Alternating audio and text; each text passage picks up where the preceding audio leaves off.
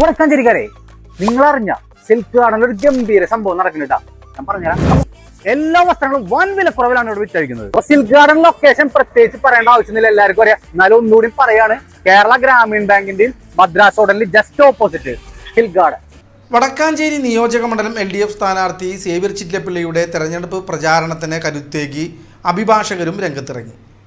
വടക്കാഞ്ചേരി കോടതിയുടെ വികസനത്തിനായി നിയമസഭയിൽ ശബ്ദമുയർത്തുകയും പുതിയ കോടതി സമുച്ചയത്തിനായി പ്രാരംഭ നടപടികൾ സ്വീകരിക്കുകയും ചെയ്ത MLAയുടെ പ്രവർത്തനങ്ങൾ മുൻനിർത്തിയാണ് ഓൾ ഇന്ത്യ ലോയേഴ്സ് യൂണിയന്റെ നേതൃത്വത്തിൽ അഭിഭാഷകർ വടക്കാഞ്ചേരി ടൗണിൽ വോട്ടഭ്യർത്ഥനയുമായി എത്തിയത്.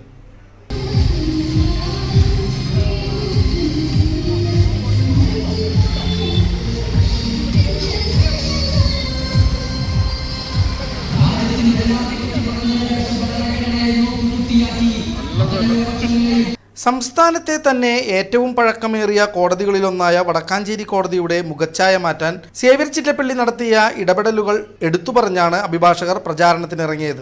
1852 സ്ഥാപിതമായ വടക്കാഞ്ചേരി കോടതി കാലങ്ങളായി നേരിട്ടിരുന്ന അവഗണനയ്ക്ക് MLAയുടെ സബ്മിഷനിലൂടെ പരിഹാരമായെന്ന് ഇവർ ചൂണ്ടിക്കാട്ടുന്നു.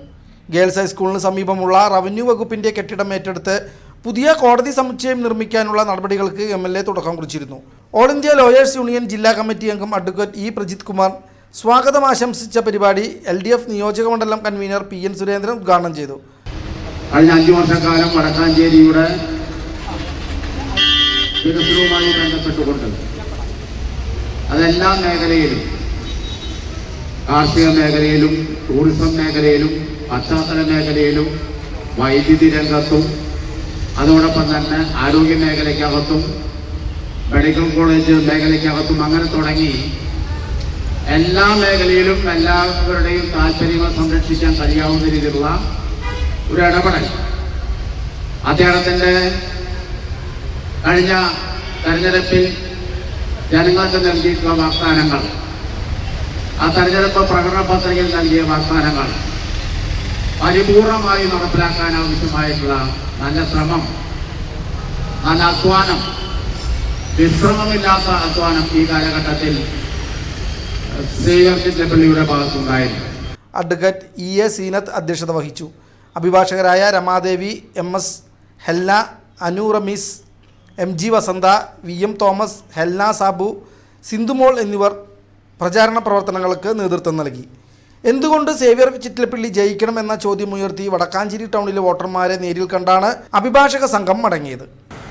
വികസനവും ജനാധിപത്യവും, വികസനത്തിന്റെ കാര്യത്തിൽ കക്ഷി രാഷ്ട്രീയ ഭേദമില്ല. ഈ നാടിന്റെ ക്ഷേമവും പുരോഗതിയുമാണ് മുഖ്യ ലക്ഷ്യം.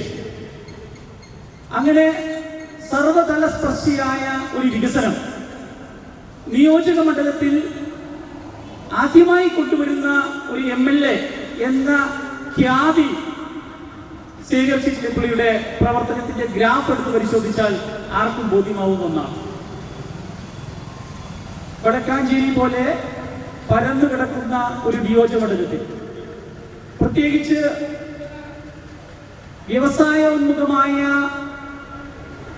പദ്ധതികളൊന്നും തന്നെ കാര്യമായി നിലവിലില്ലാത്ത ഒരു പഞ്ചായത്തിൽ ആ പ്രദേശത്തിന്റെ തനത് സാധ്യതകളെ ഉപയോഗപ്പെടുത്തിക്കൊണ്ട് ടൂറിസം മേഖലയിലായാലും അതുപോലെ തന്നെ മറ്റ് അടിസ്ഥാന സൗകര്യ വികസനത്തിന്റെ കാര്യത്തിലായാലും കേരളത്തിലെ ഏത് നിയോജക മണ്ഡലത്തിലെ വികസനത്തോടും കിടപിടിക്കാവുന്ന തരത്തിലുള്ള വികസന പ്രവർത്തനങ്ങൾ കാഴ്ചവെച്ചിട്ടുള്ള ജനകീയ MLA ആണ് സേവ്യർ ചിറ്റലപ്പള്ളി.